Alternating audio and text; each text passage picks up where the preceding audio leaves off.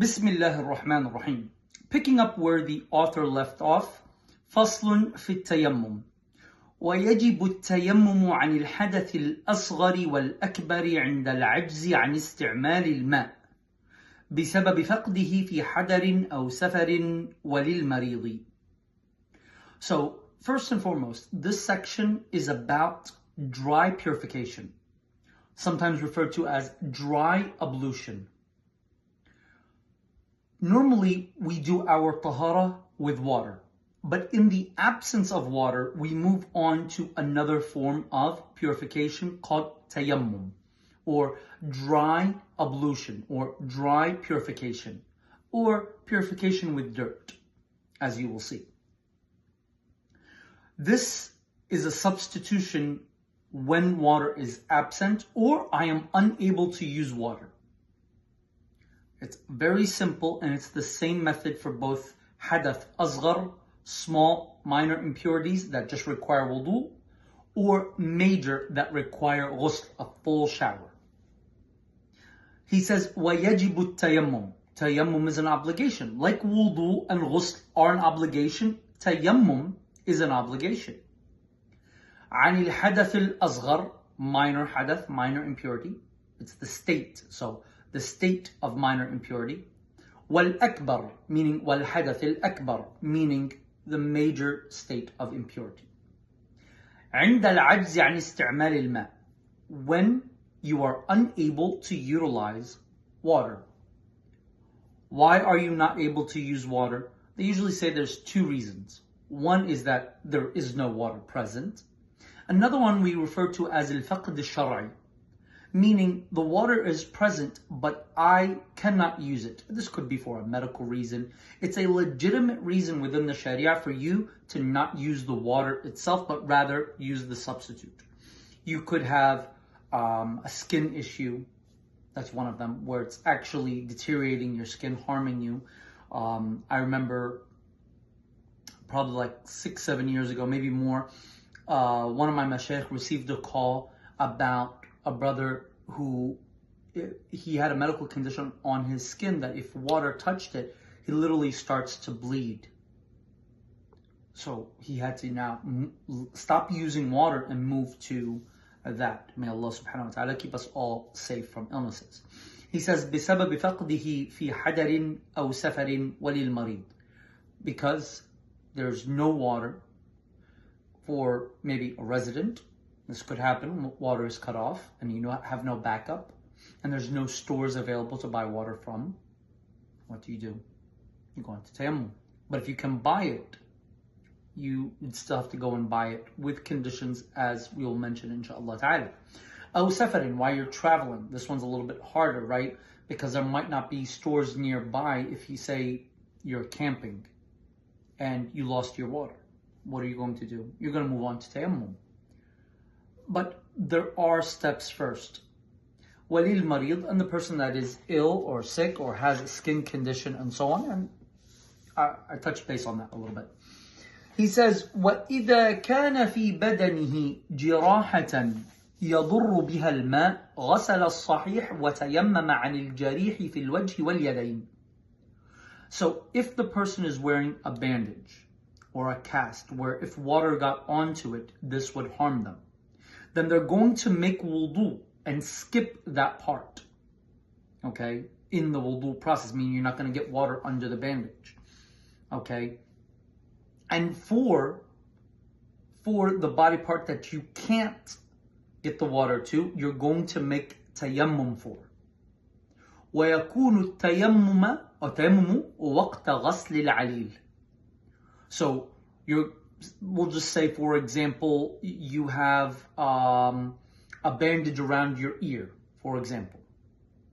So you're making wudu, you get to the ear, pause, and you make what? You make tayammum. وَيَجِبُ مَسْحِ الْجَبِيرَةِ بِالْمَاءِ إِذَا لَمْ يُمْكِنُ إِخْرَاجُهَا.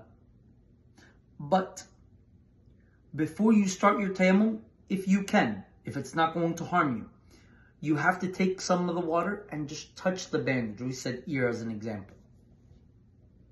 Tamam. He says, فَصْلٌ فِي فُرُوضِ التَّيَمُّمِ. Now we're getting into what constitutes tayammum. What is tayammum exactly? He says the furud, the obligations of tayammum are 5. The first one is نَقْلِ التُّرَابِ. And we don't mean to lift dirt and move it. We mean that you're going to go over to the dirt. And just so you can get visualizations of this, you're going to go to the dirt. You're going to sit in front of the dirt. And you're going to hit the dirt. Dirt needs to be in the air. There needs to be dust on your hands. That's called نَقْلِ التُّرَابِ. That's your first one. Your first what? Fard, meaning the elements that when they come together, that's called tayammum. The second is the niyyah. Okay? He says, وَهُوَ نِيَّةُ اسْتِبَاحَةِ الصَّلَاةِ.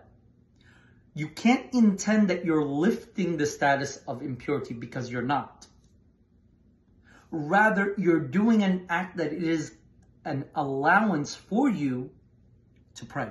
So we call that istibaha. You're intending that by this act, you would be allowed to pray. Not that you're lifting the state of impurity, because that's not what's happening here.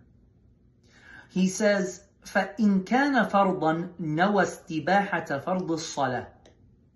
Your intention should be, I am doing this act so I can pray my obligatory prayer. He says, وَيَجِبُ قَرْنُهَا بِوَضْعِ الْيَدِ عَلَى التُّرَابِ. The niyyah should be present once your hands touch the dirt.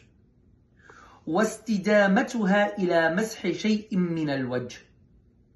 The niyyah should continuously be present in your heart until you wipe some of the face. Because what is tayammum? You hit the dirt once, it's sunnah to blow on it so you don't have too much dirt on your hand, and then you wipe your face. And then you hit it again, and you wipe your hand and arm. Tamam?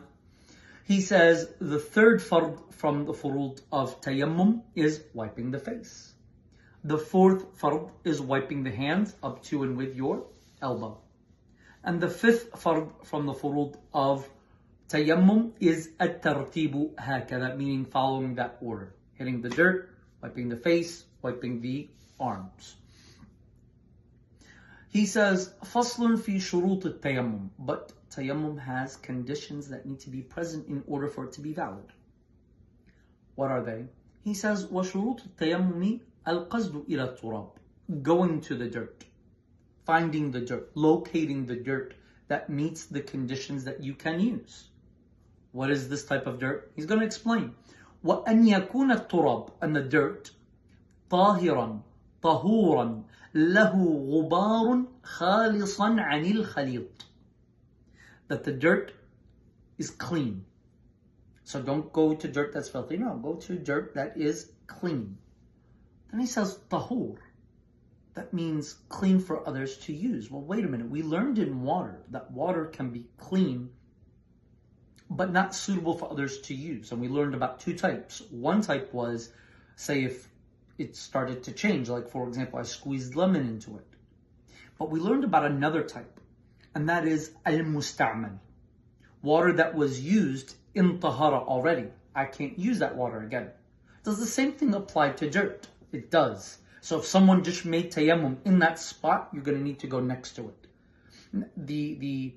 How the change into the water that expands doesn't apply to dirt. So you don't have to go beyond that a certain distance. But you need to be away from that spot that someone just used for tayammum. Okay, so it's tahir, tahur. So that it can be clean for others to use. Lahu ghubar. Ghubar, and you'll find this on my channel already. It's one of the first videos, I think, that I uploaded there. And that is, I hit the dirt, and the dirt has dust that comes out of it. That is a condition in order for that dirt to be allowed to be used for tayammum. Other schools differ with us on this. For us, we say that this is the condition because Allah subhanahu wa ta'ala says in the Quran, sa'idan. And that means the dirt that has dust, the regular dirt. He says, خَالِصًا عَنِ الْخَلِيطِ. There's nothing mixed into the dirt. It's just dirt. وأن يكون بضربتين, meaning that you utilize the dirt by hitting it twice. ضربة للوجه, once for the face, وضربة لليدين. Okay, very basic, simple instructions. وأن يكون بعد دخول الوقت.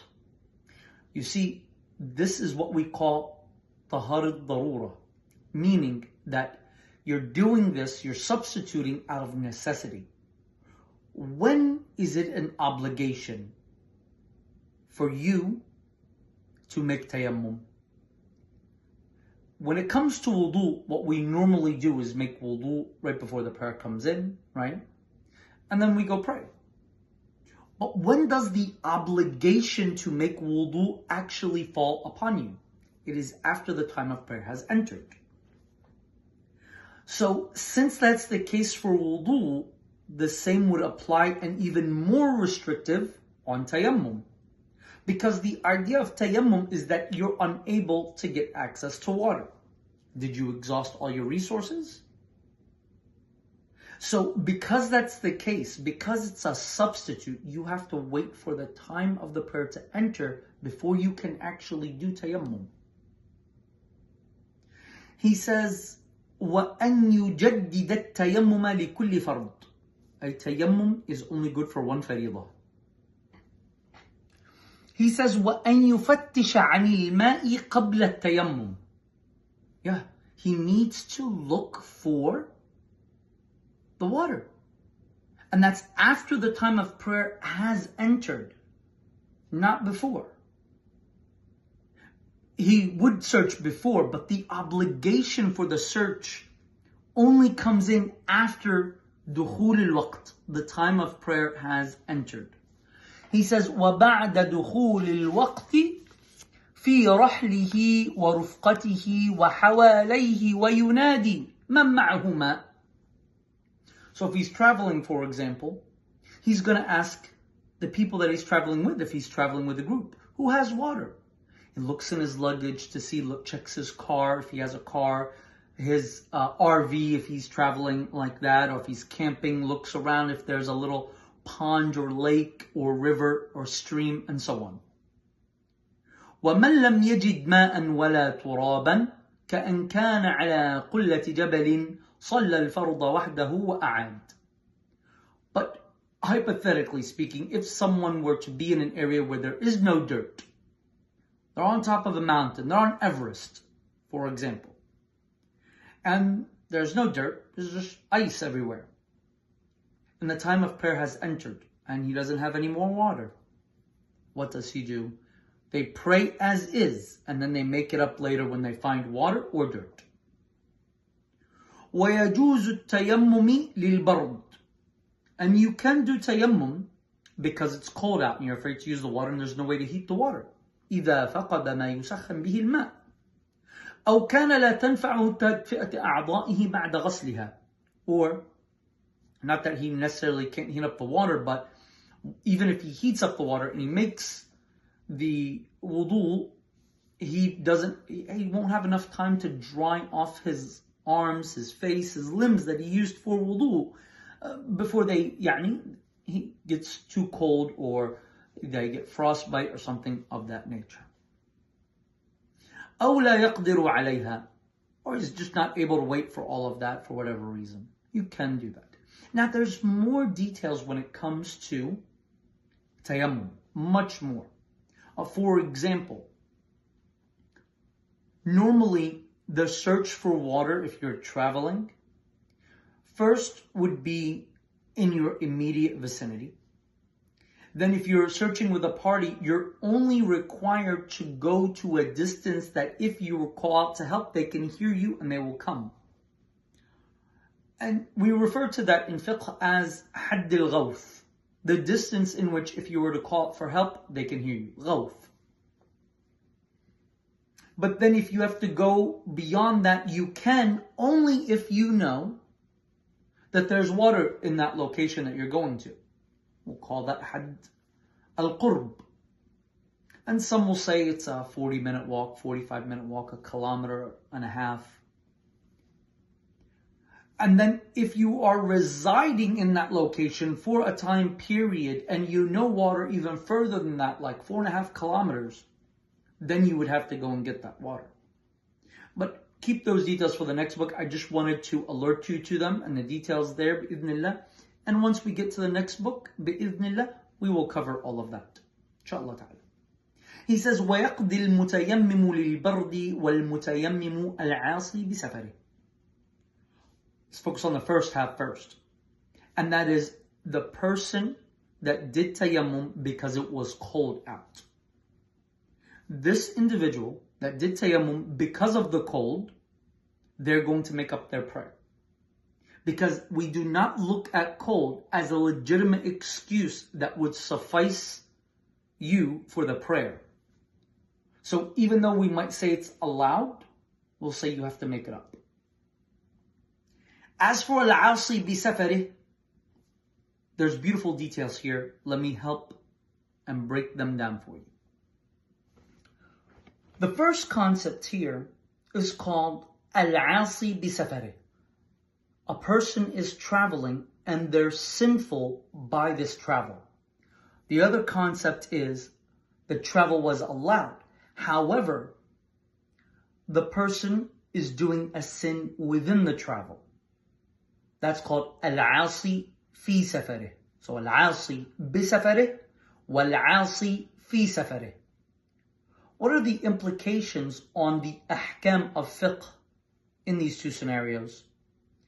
The person that is 'asi fi safarih, who is sinful during his trip, the trip is allowed, or it's a requirement, or it's a recommended trip. The licenses, the rukhas, breaking your fast, shortening your prayer, doing tayammum while you're traveling, are all allowed for this person. No issues there. But the other individual, the one who's on a trip, that the entirety of the trip is a sin, none of the rukhas are allowed. Breaking the fast, shortening the prayer, doing tayammum, none of that is allowed for that individual who is sinful by the entirety of the travel itself. An example. وَبِالْمِثَالِ يَتَّضَحُ الْمِقَالِ. A person going to Vegas to gamble.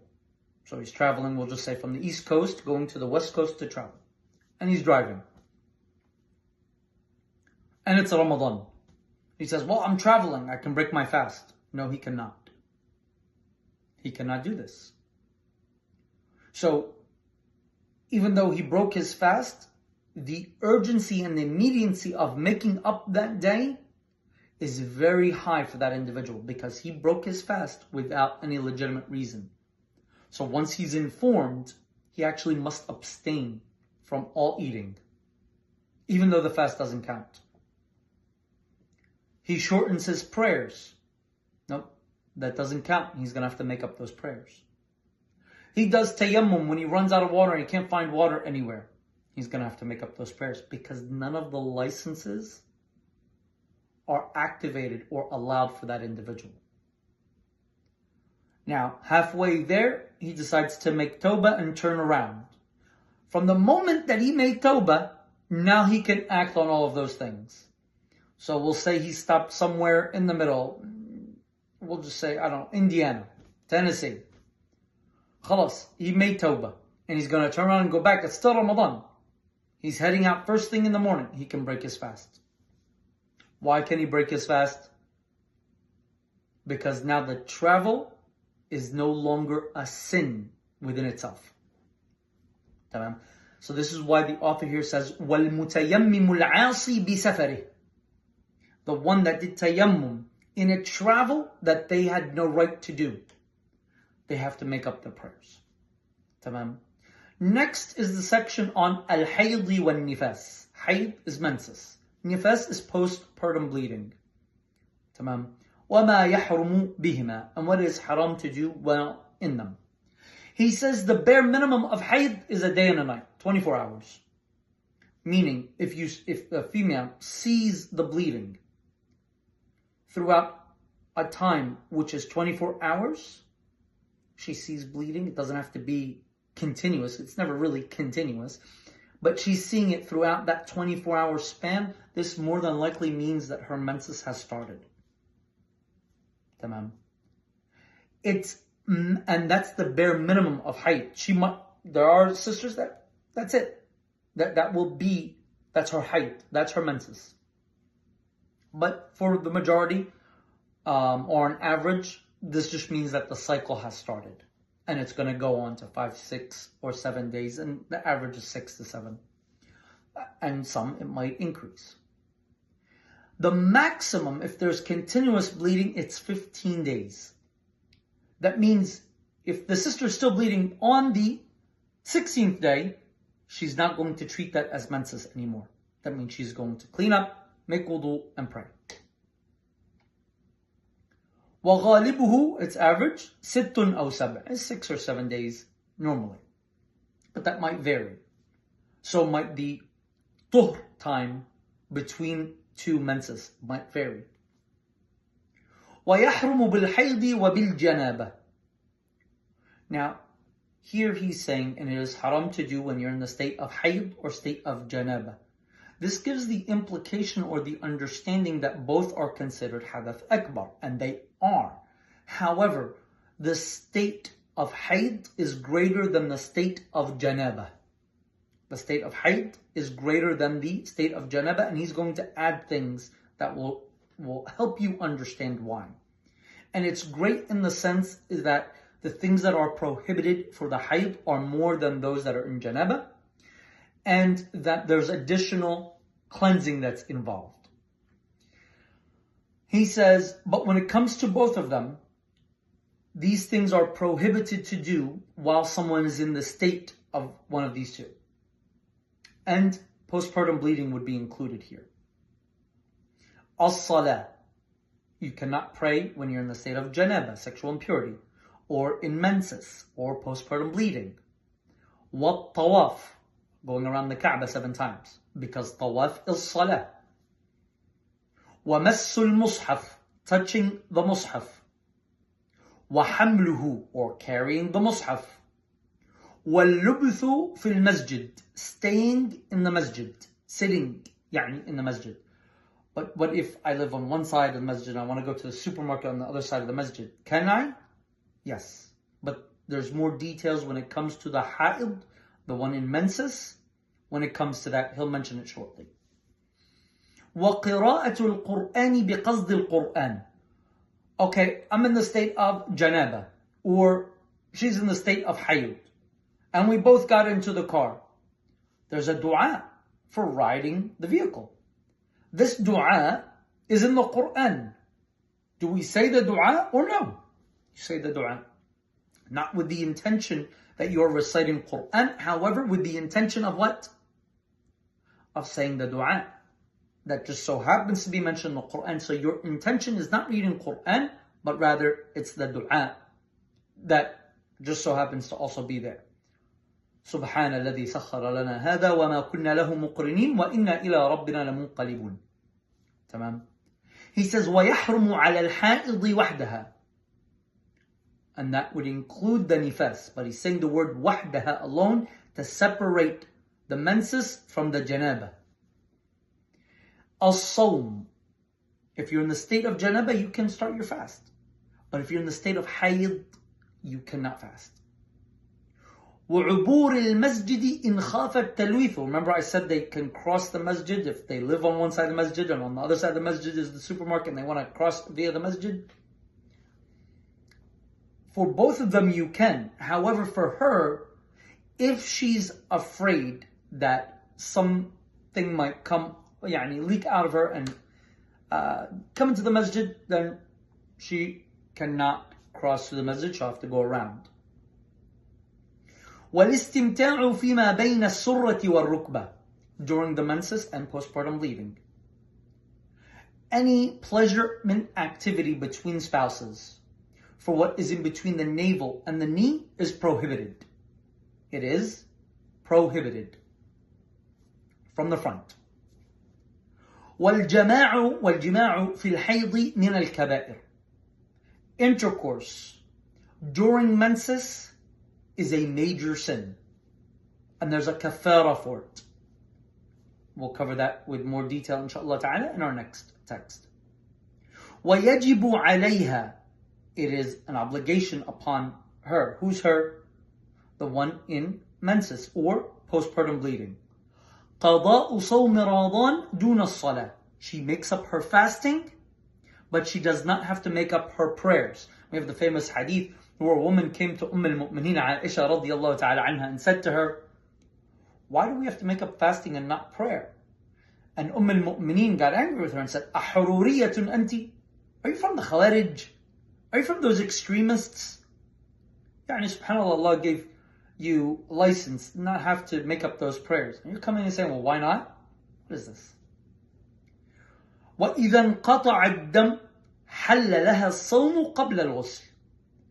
If the menses ended, or postpartum bleeding ended, before ghusl, she can't pray yet. She needs to do the ghusl in order to pray.